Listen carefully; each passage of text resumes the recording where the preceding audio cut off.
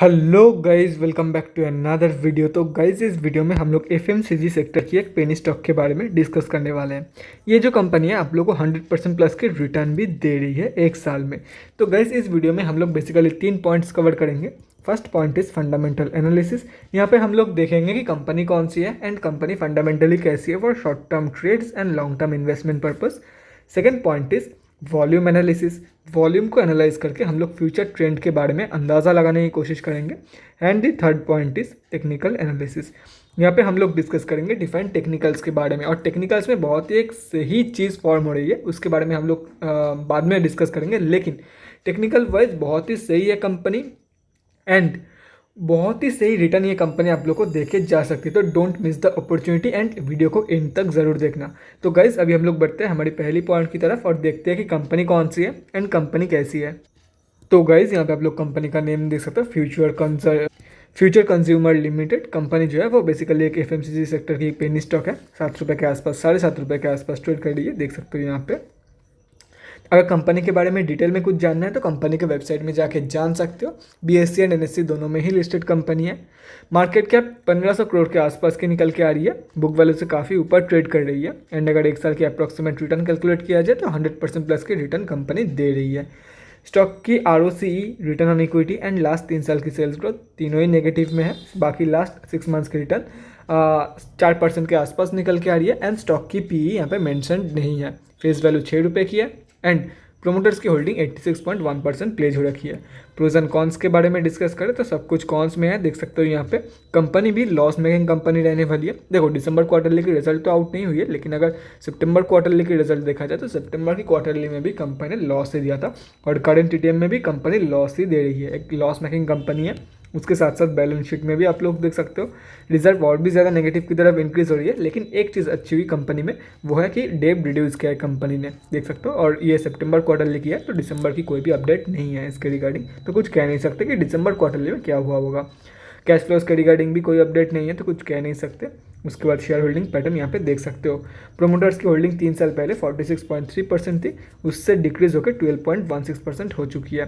एफआईआईएस की भी holding decrease हुई है, डीआईआईएस की भी होल्डिंग डिक्रीज हुई है। लेकिन अगर लास्ट क्वार्टर के कंपैरिजन में देखा जाए, और ये टोटली दिसंबर की अपडेटेड है, देख सकते हो ये दिसंबर की ही है, और अगर लास्ट क्वार्टर के कंपैरिजन में देखा जाए तो येस बैंक ऑफ इंडिया ने 1.29% अपनी होल्डिंग इंक्रीज किया है, या तो फिर बोल सकते हो 1.29% स्टेक बाय किया है कंपनी की।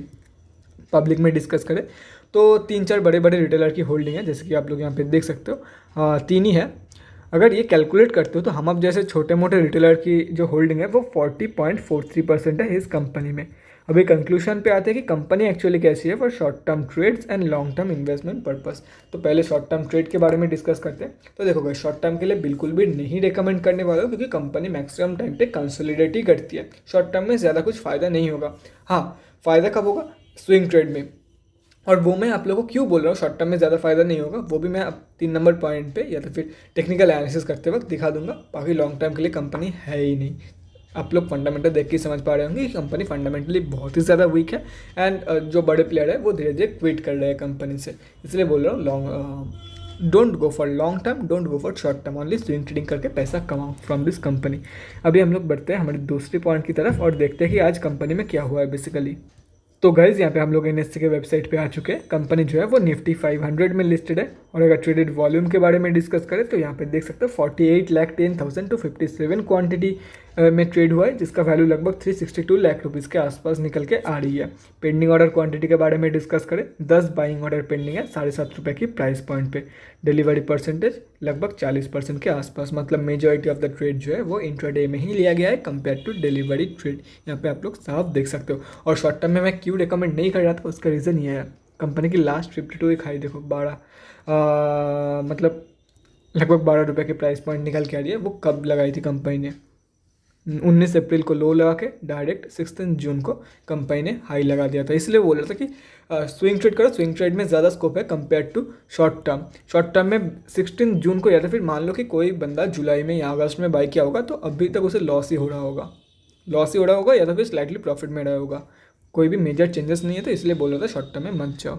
अभी हम लोग बढ़ते हैं हमारे तीसरी पॉइंट की तरफ और देखते हैं ये जो 48 लाख की वॉल्यूम आई है, ये एवरेज से कम वॉल्यूम है, एवरेज से ज़्यादा है, या एवरेज वॉल्यूम ही 48 लाख के आसपास निकल के आ रही है कंपनी में। उसके साथ साथ इंपॉर्टेंट लेवल्स के बारे में भी डिस्कस करेंगे। तो चलिए देखते हैं।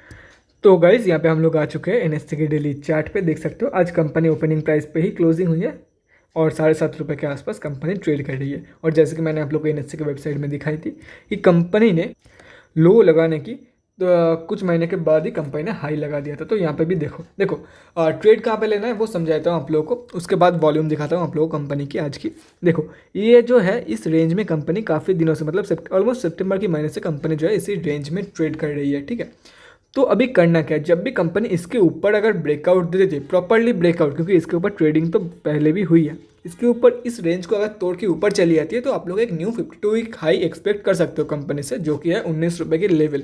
लेकिन फिर भी मैंने लास्ट 52 वीक हाई के आसपास एक सपोर्ट या तो फिर बोल सकते हो रेजिस्टेंस ही होगा, रेजिस्टेंस ड्रॉ कर दिया, क्योंकि हो सकता है कि इससे ब्रेकआउट देने के बाद, क्योंकि कंपनी फंडामेंटली स्ट्रॉन्ग नहीं है, हो सकता है इससे ब्रेकआउट देने के बाद 12 रुपये के टारगेट से रेजिस्टेंस, 12 रुपये के रेजिस्टेंस फेस करके नीचे गिर जाए, ठीक है।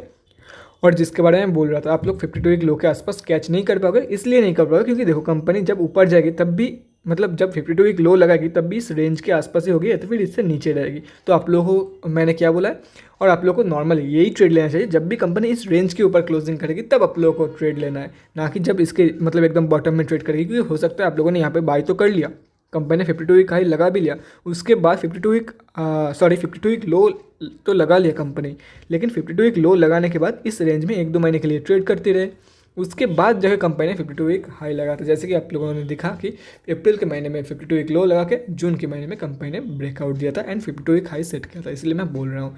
बाकी आप लोग को ट्रेड तभी लेना है जब कंपनी ये अप्रोक्सीमेट लेवल मैं आप लोग को बता रहा हूँ 8.5 रुपये के लेवल के ऊपर जब कंपनी क्लोजिंग करेगी प्रॉपरली, तो आप लोग को एंटर करना है for the target of 12 and 19 rupees, ठीक है।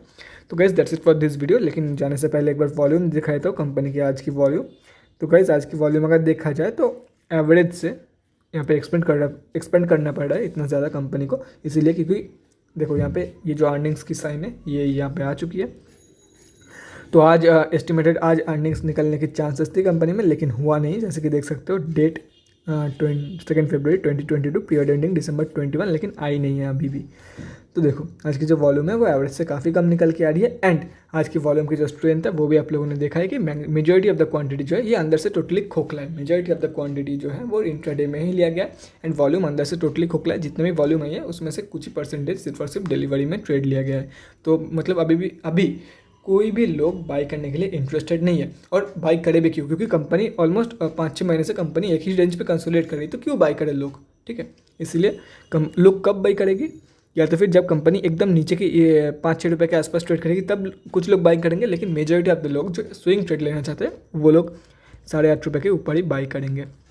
तो guys that's it for this video. अगले वीडियो में मिलते हैं गाइज। Thanks for watching. और गाइज अगर आप लोग के मन में कोई भी डाउट या क्वेरी रहती है स्टॉक मार्केट या किसी भी स्टॉक से रिलेटेड, तो कमेंट सेक्शन में कमेंट करके मुझसे पूछ सकते हो, या तो फिर मेरे इंस्टाग्राम का लिंक आप लोग को डिस्क्रिप्शन बॉक्स में मिल जाएगा, जाके वहाँ पर ही मुझे DM कर सकते हो for an 1-on-1 conversation. Thanks again for watching guys, bye guys and definitely guys stay safe.